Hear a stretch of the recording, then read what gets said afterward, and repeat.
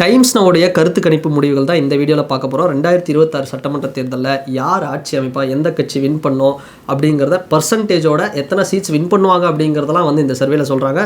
எல்லாருக்குமே தெரியும் times now அப்படிங்கிறது ஒரு மிகப்பெரிய ஒரு நியூஸ் ஏஜென்சி, NDTV மாதிரி ஒரு பெரிய நேஷனல் நியூஸ் ஏஜென்சி தான். ஸோ இவங்க ஒரு கருத்து கணிப்பு வெளியிட்டாங்க அப்படின்னா மேக்ஸிமம் அது தப்பாது அப்படிங்கிறது தான் உண்மை. சரி, இந்த கருத்து கணிப்பை யார் எடுத்து அப்படின்னு பார்த்தோம்னா கிட்டத்தட்ட ஒரு 7 லட்சம் பேர்கிட்ட சாம்பிள்ஸ் எடுத்து JVC ஸ்ரீராம் அப்படிங்கக்கூடியவர், இவர் ஒரு பெரிய ஒரு ஆய்வாளர் அப்படின்னு சொல்லலாங்க. ஏன்னா இவர் கணிச்ச பீகார், டெல்லி இது மாதிரியான இடங்கள்லாம் அப்ராக்சிமேட்டாக என்ன கணிச்சாங்களோ அது கிட்டத்தட்ட முன்ன பின்ன இருந்தாலுமே ஓவரால் 90% இந்த சக்ஸஸ்ஃபுல் ரேட் அப்படிங்கிறதா வந்திருக்கு. ஸோ இவர் தான் டைம்ஸ் நவுக்கு இந்த கருத்து கணிப்பை வெளியிட்டிருந்தார்.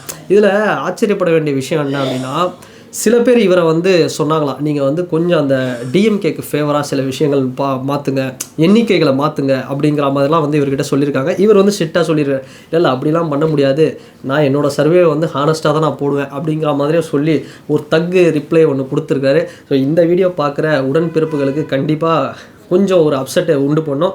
அதே மாதிரி ஏடிஎம்கே ஆட்களுக்கும் பார்த்தோம் அப்படின்னா அவங்களுக்கும் ஒரு அப்செட்டை உண்டு பண்ணோம். அண்ட் டிவிக்கே இந்த சர்வேல ஒரு கேம் சேஞ்சராகவும் வரதுக்கு வாய்ப்பு இருக்குது அப்படிங்கிற மாதிரி ஒரு வித்தியாசமான ஒரு சர்வே கொடுத்துருக்காங்க.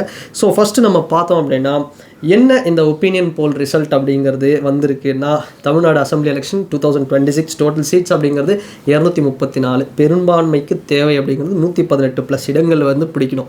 ஸோ ஓகே, ஃபஸ்ட்டு நம்ம யாரை பார்க்குறோம்னா ஏடிஎம்கே தான் ஆட்சி அமைக்க போகிறாங்க. அதாவது NDA கூட்டணி எடப்பாடி பழனிசாமி அவர்கள் தான் மறுபடியும் சிஎம், மறுபடியும் இல்லை சாரி இந்த வாட்டி சிஎம்மாக வரக்கூடிய ஒரு வாய்ப்பு அப்படிங்கிறது இருக்குது 2026 அப்படிங்கிறத சொல்கிறாங்க. அது என்னென்னா, ஏடிஎம்கே எவ்வளோ சீட்ஸ் வின் பண்ணோம், 131லேருந்து 150 அவ்வளோ சீட் வின் பண்ணோம் அப்படின்னு சொல்கிறாங்க. சப்போஸ் அப்படி ஒரு கண்டிஷன் நடந்துச்சு அப்படின்னா என்ன ஆகும்னா, யாருமே தேவையில்லைங்க, மெஜாரிட்டியாகவே ஏடிஎம்கே வின் பண்ணிட்டு போயிடுவாங்க. ஸோ அவங்க விஜய் அவர்களை டிபெண்ட் பண்ணி கூட இருக்க வேண்டிய அவசியம் இல்லை அப்படிங்கிற மாதிரி தான் இருக்குது. ஒருவேளை இது ஒரு 131லேருந்து 150 இல்லாமல் ஒரு 130லேருந்து 120க்குள்ளே வந்ததுன்னா அவங்க கண்டிப்பாக விஜய் அவர்களை டிபெண்ட் பண்ணி போகிற மாதிரி இருக்கும். ஓகே, ஏடிஎம்கே சொல்லிட்டோம். இப்போ டிஎம்கே என்ன அப்படின்னு பார்த்தோம்னா கிட்டத்தட்ட ஒரு 80லேருந்து 101, ஒரு 80லேருந்து ஒரு 101 அப்படின்னு சொல்கிறாங்க. அப்படிங்கும்போது கண்டிப்பாக இது ஏறவும் செய்யலாம், இறங்கவும் செய்யலாம். ஏன்னா இந்த இடத்துல தான் விஜய் அவருடைய ரோலை பெரிய அளவில் ப்ளே பண்ணி விட்டுருக்கிறாருன்னே சொல்லலாம். என்னென்னா அவருடைய அந்த ஓட் பேங்க், அவருடைய வருகை அப்படிங்கிறது யாருக்கு ஒரு மிகப்பெரிய தலைவலியாக இருக்குன்னா டிஎம்கே தான். டிஎம்கேவுடைய அந்த ஓட் பேங்க் அப்படிங்கிறத மொத்தமாக உடச்சி சல்லியாக நொறுக்கிறார் அப்படிங்கிறது இந்த சர்வே அப்படிங்கிறது தெளிவுபடுத்தியிருக்கு. ஸோ அந்த வகையில் பார்க்கும்போது டிஎம்கே கொஞ்சம் கஷ்டம்தான் இந்த வாட்டி அப்படிங்கிறத சொல்லியிருக்கிறாங்க. அண்டு டிவிகே எவ்வளோ வின் பண்ணுவாங்க அப்படின்னு பார்த்தோம்னா 2லேருந்து 4. எனக்கு என்ன இதில் ஒரு ஆச்சரியன்னா, டிவிக்கு 2 ஒரு 4 வின் பண்ணுறாங்க அப்படின்னு வச்சுக்கோங்களேன். இந்த சர்வேவை இப்போ டிஎம்கே ஏடிஎம்கே அப்படிங்கிறத மக்கள்கிட்ட போய் கருத்து கணிப்பு எடுக்கிறாங்க. ஆனால் டிவிகேக்கு ப்ராப்பராக ஒரு டேட்டா கிடையாது. இது வரைக்கும் அவங்க எந்த எலெக்ஷனில் கண்டெஸ்ட் பண்ணக்கூடிய இன்னும் இல்லை. ஆனால் எப்படி 2லேருந்து 4 தான் வின் பண்ணோம் அப்படிங்கிறத சொல்கிறாங்க அப்படிங்கிறது எனக்கு தெரியல. ஸோ இருந்தாலும் டிவிகே 2லேருந்து 4 வின் பண்ணோம் அப்படின்னு போட்டுட்ருக்குறாங்க. அண்ட் என்டிகே 0 தான் போட்டிருக்கு. ஸோ அதுதான் இங்கே பெரிய ப்ராப்ளமே. ஒருவேளை டிவிகே என்டிகே ஒரு அலைன்ஸ் ஃபார்ம் பண்ணியிருந்தால் என்டிகேக்கு ஒரு பெரிய ஒரு மேஜிக் க்ரியேட் ஆகிருக்குன்றதுக்கு இதுக்கு தான் சொல்கிறோம். சரி, ஓகே, அடுத்து நம்ம இந்த பர்சன்டேஜ் அப்படிங்கிறது எந்த லெவலில் இருக்குதுன்னு பார்த்தோம்னா ஏடிஎம்கே 40.1%லேருந்து 41.2% வரைக்கும் ஓட்டு வாங்குவாங்க அப்படிங்கிறத சொல்கிறாங்க அந்த பர்சன்டேஜில். டிஎம்கே 36 to 38.5% அப்படின்னு சொல்கிறாங்க. ஓகே, பெரிதும் எதிர்பார்க்கப்பட்ட டிவிகேவுக்கு எவ்வளோப்பா பர்சன்டேஜ் இருக்குது அப்படின்னு கேட்டால் இது இந்த 7 லட்சம் சாம்பிள் தான். இதை எங்கே எடுத்தாங்க, என்ன பண்ணாங்க அப்படிங்கிறது நம்மளுக்கு தெரியல. பட் இருந்தாலும் டிவிகே என்ன பர்சன்டேஜ் வரும் அப்படின்னா, நிறைய பேர் சொன்னாங்க 20லேருந்து 25% வரும் கூட்டணி இல்லாமல் அப்படிலாம் சொன்னாங்க. பட் இந்த சர்வேல என்ன போட்டிருக்கு அப்படின்னு பார்த்தோம்னா 15.2லேருந்து 16.1% வரைக்கும் அந்த சதவீதம் டிவிகேவுக்கு இருக்குது அப்படின்னு சொல்கிறாங்க பர்சன்டேஜ்.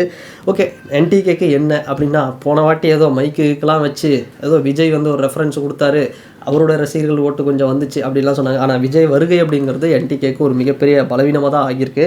என்டிகே 4.2% to 4.5%, 4.5 விழுக்காடு 5க்குள்ளே தான் வாங்கியிருக்கிறாங்க.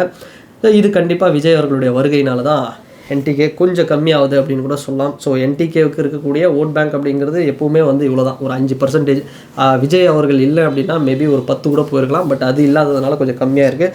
ஸோ JVC ஸ்ரீராம் அவருடைய இந்த ஒப்பீனியன் போல் ரிசல்ட்டு படி பார்த்தோம் அப்படின்னா ஸோ இதுதாங்க கருத்து கணிப்பு. சரி, இங்கே என்ன நடக்க போகுது அப்படின்னா, நம்ம ஒருவேளை ஏடிஎம்கேக்கு ஒரு மெஜாரிட்டி கிடைக்கல அப்படின்னா கண்டிப்பாக நாங்கள் வந்து ஒரு அலைன்ஸ் ஃபார்ம் பண்ணுவோம் அப்படின்னு பிஜேபியோட தலைவர் ராம்தாஸ் அத்வாலே, ஒரு முக்கியமான பெரிய தலைவர் நேஷனல் லெவலில், அவர் சொல்லியிருக்காரு. நாங்கள் விஜய் வந்து கால் பண்ணுவோம், அவர்கிட்ட போய் அலைன்ஸ் சீட்டுக்கு ஒரு இது கேட்போம், ஒரு சப்போர்ட் கேட்போம் அலைன்ஸ்க்காக அப்படின்னு சொல்கிறாங்க.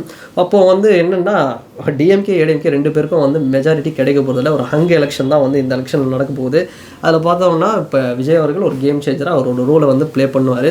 அதுக்குள்ளே அவர் யாருக்கு சப்போர்ட் பண்ண போகிறாரோ அவங்க தான் வந்து சீஃப் மினிஸ்டராக வருவாங்க. இல்லை எனக்கு நீங்கள் சீஃப் மினிஸ்டர் 2.5 இயர்ஸ் அப்படி வந்து ஒரு டபுள் இன்ஜின் கவர்மெண்ட் மாதிரி அமையறதுக்கும் வாய்ப்பு இருக்குது.